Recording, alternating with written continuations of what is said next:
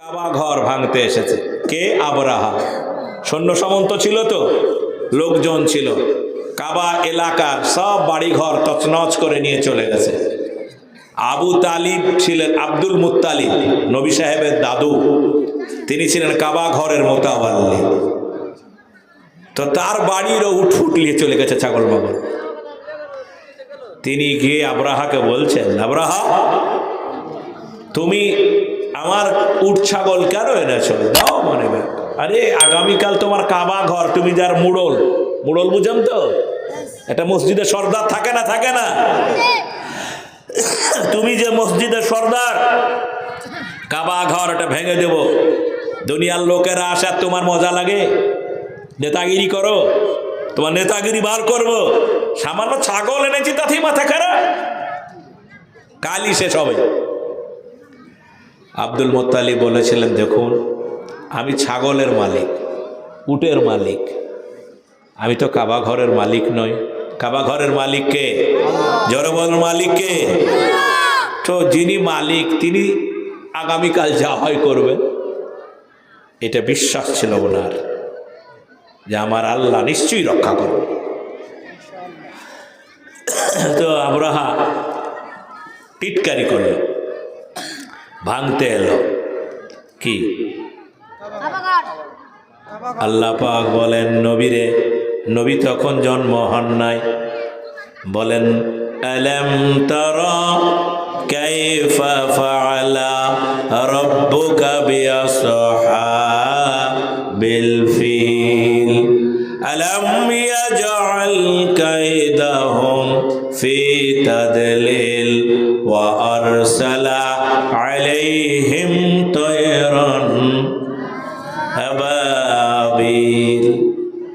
মুসলমান তোমরা আছো তাই আবাবিল আসছে না, দেখবে যখন মুসলমান নাই তখন আবাবিল আসবে, বলুন ইনশাল্লাহ। আমরা আছি তো, আমরা আবাবিল হতে রাজি আছি তো ইনশাল্লাহ। এরকম মেন্টালিটি রাখবে, আবাবিল হলেও মরবে, না হলেও মরবে, মৃত্যু থেকে পালানোর জায়গা নাই। আমি শুধু আপনাদেরকে বলবো, সে কাবা ঘর ভেঙতে এসে আবরাহা ভেঙে তছনছে বাড়ি গেলেন। ফলে এটা থেকে শুরু হয়েছিল। আপনারা বলেন কাবা ঘরটা মন্দির না মসজিদ? হ্যাঁ, আজকে ভারতের এক শ্রেণীর ঐতিহাসিক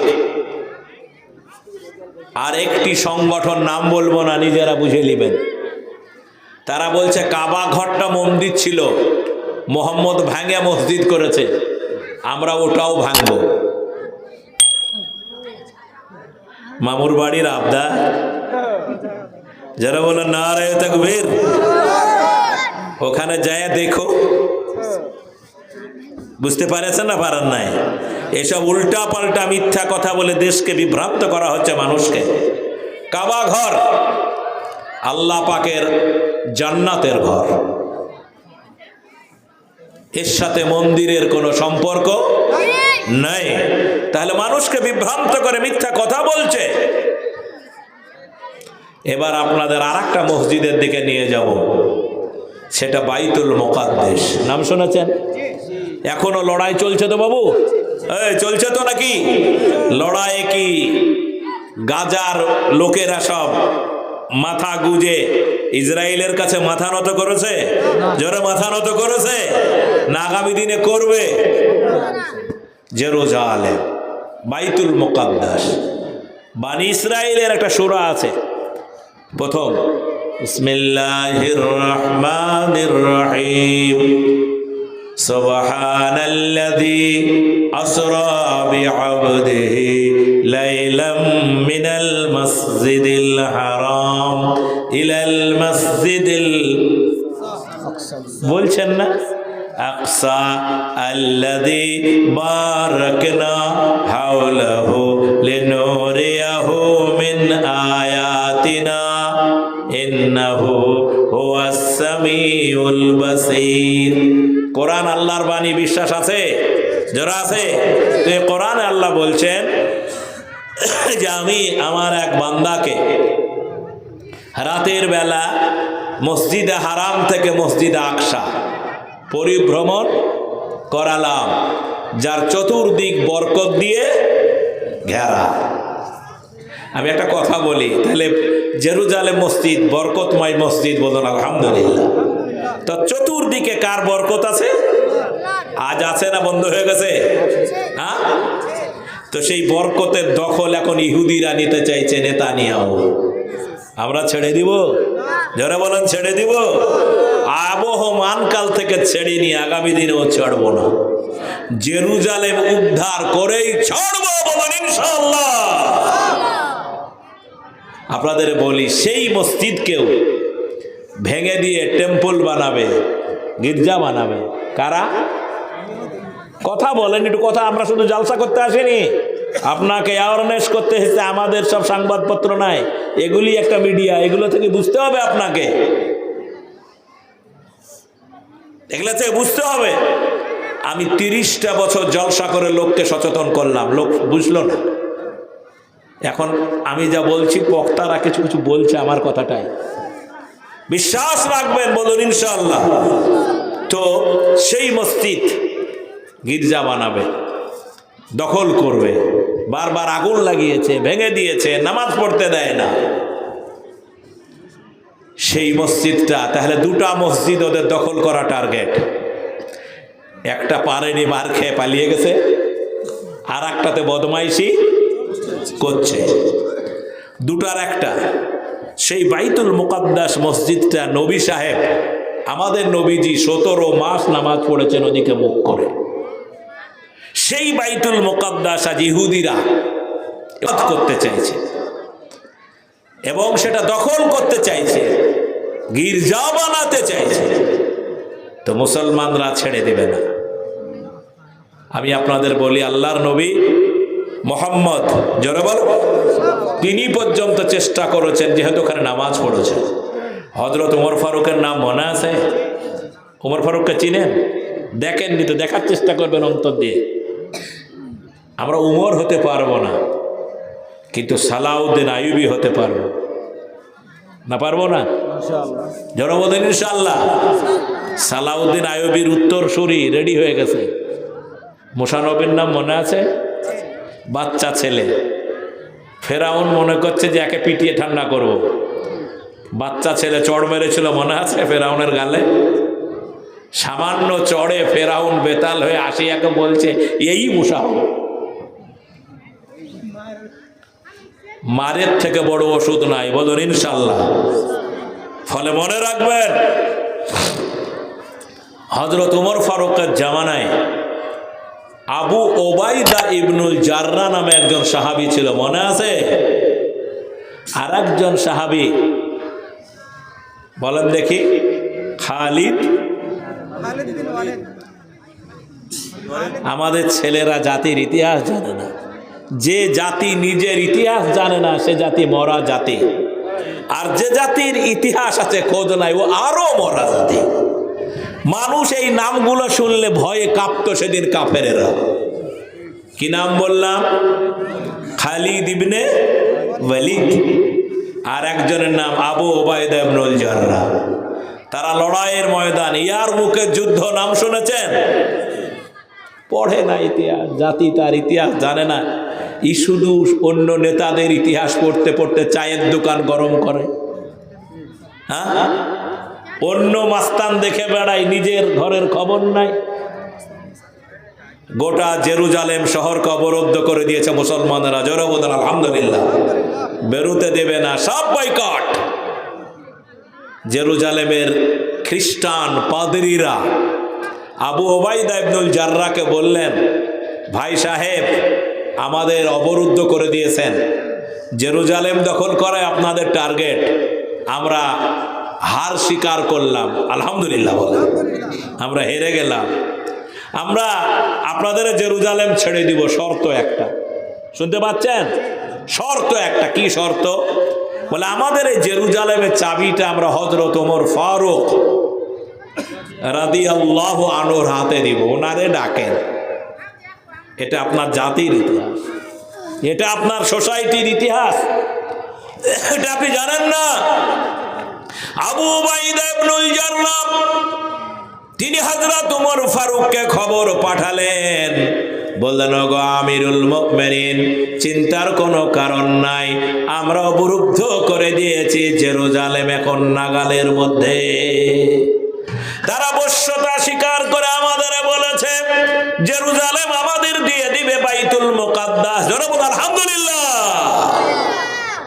কিন্তু তারা শর্ত দিয়েছে, আপনার আশা লাগবে, আপনার হাতে চাবি দিবে। মুসলমান ইতিহাস জানো? হ্যাঁ হ্যাঁ, বলেন ইনশাল্লাহ। যখন ময়দানে মাজ আর মুয়াজের মতো ছেলেরা, বাচ্চা ছেলেরা নামে, কোনো শক্তি নাই, সেই বাচ্চা ছেলেদের সামনে ধরাই। জোরে বলুন নারে তাকবীর, ইনশাআল্লাহ। ঘাবড়াবেন না, বলুন ইনশাআল্লাহ। 57টা দেশ এই ফিলিস্তিন নিয়ে মিটিংয়ে বসেছিল। কটা দেশ বললাম? একটাও বাদ যায়নি, সবাই গেছিলেন। আয়োজন করেছিলেন সৌদি আরবের বাদশাহ সালমান। এই ব্যাটার একটু হুশ ফিরেছে, বলুন আলহামদুলিল্লাহ। শুনতে রাজি আছেন? হাত উঁচা করেন, জোরে বলুন নারে তাকবীর। আমি কেন এটা করছি জানেন? এমনিতেই আপনাদের রাত হয়ে গেছে, ঠান্ডা রাত, কতক্ষণ আটকানো যাবে বুঝতে পেরেছেন না? পারেন না। ফলে আমি সব দিক ম্যানেজ করতে চাই, যাতে আমার কথাটা অন্তত পক্ষে আপনাদের শোনাতে পারি। হযরত ওমর ফারুকের কাছে খবর গেল এবং তিনি আসবেন। আমাদের একটা যদি নেতা আসে, হযরত ওমর ফারুক নিজে উটের পিঠে চড়ে একটা রাখাল নিয়ে গেলেন, খাদেম।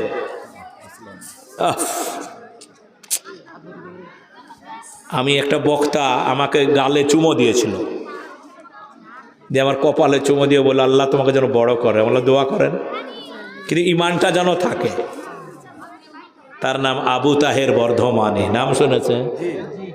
ওর বইগুলি পড়ে দেখেন, এখন একটা বই ছেলেপিলেকে পড়াবেন, কিনে পড়াবেন, মুসলিম জীবন আদর্শ, এদের বইয়ের দোকানে পাওয়া যায়।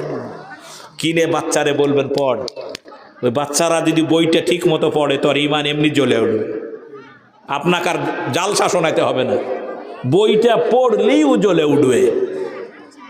ওই বইটা লেখার জন্য দেশ থেকে পালিয়ে যেতে হয়েছে, বুঝতে পারেননি?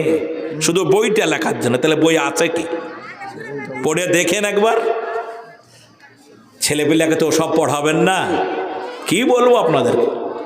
তো উনি নিয়ে যাচ্ছেন, বললেন আসলাম, একবার তুমি চড়বে আর একবার আমি চড়বো উটের পিঠে। পৃথিবীতে রাষ্ট্রপ্রধান পাওয়া যাবে? বলেন আছে পৃথিবীতে? চ্যালেঞ্জ করলাম, আমিরুল মুমিনিন, গোটা মুসলিম দুনিয়ার যিনি বাদশা। তখন খাদেম কখনো চড়বে, নরেন্দ্র মোদী চড়বে, আর ওর সিকিউরিটি তো সব সময় গোলাম, সিকিউরিটিকে কখনো চড়াবে? সিকিউরিটি বলছে এটা হবে না, বলা এমনি এমনি করে চলে যাচ্ছেন। একদম জেরুজালেমে পৌঁছে গেছেন, আলহামদুলিল্লাহ। লোকেরা লাইন দিয়ে দাঁড়িয়ে আছে, তখন পালি হচ্ছে রাখালের চড়া। রাখালকে বলছে উঠো। রাখালের চোখ দিয়ে পানি, বললে যা করেছেন আগে করেছেন আর করবেন না, আমি আর পারবো না। হযরত ওমর বলেন, বাবুরে, শর্ত যদি ভাঙি, আমি যদি এখন উঠি, তাহলে কাল কিয়ামতে যদি আল্লাহ জিজ্ঞেস করে জবাব দিতে পারবো না। আল্লাহর ভয় আছে? মসজিদের টাকা তছনছ করো, মাদ্রাসার টাকা তছনছ করো, সমাজের টাকা তছনছ করো, আল্লাহর ভয় আছে? মরে গেলে কি জবাব দিবে? চলে গেছে। লোকেরা দাঁড়িয়ে আছে। আবু ওবায়দা এসে বলছে, হুজুর এ কি করছেন? এখনো আসলাম উটের পিঠে আর আপনি নিচে, লোকে কি বলবে? সব ওরা তো দেখেনি কে ওমর, পড়ছে চড়ে আছে, মনে করছে ওই ওমর। খাদেম নেমে গিয়ে বলছে, মাফ করবেন, আমি না, ইনি। হযরত ওমর ফারুককে নিয়ে গেলেন, আসরের আজান হচ্ছে। সেই ছিল একদিন আমাদের ভাই, যেদিন ইহুদিরা বলছে, খ্রিস্টানরা মিলে বলছে আপনাদের আজানের সময় হলো, নামাজ হবে, আপনার আমাদের গির্জার মধ্যে নামাজ পড়ে। আর আমাদের আজকে তারা মসজিদ ভেঙে দিচ্ছে। যারা একদিন গির্জা ছেড়ে দিয়েছিল নামাজ পড়বার জন্য, কি এমন শক্তি ছিল? কোনো শক্তি ছিল না। একটা রাখাল, একটা ওমর, আর কোনো শক্তি নাই। কিন্তু শক্তিটা ছিল ঈমান। কি ছিল? শক্তিটা ছিল ঈমান। হযরত উমর ফারুক বলেন, ও পুরোহিত ভাইরা, আজকে আমার ক্ষমতা আছে, নামাজ পড়লাম, এটা ইতিহাস হয়ে যাবে।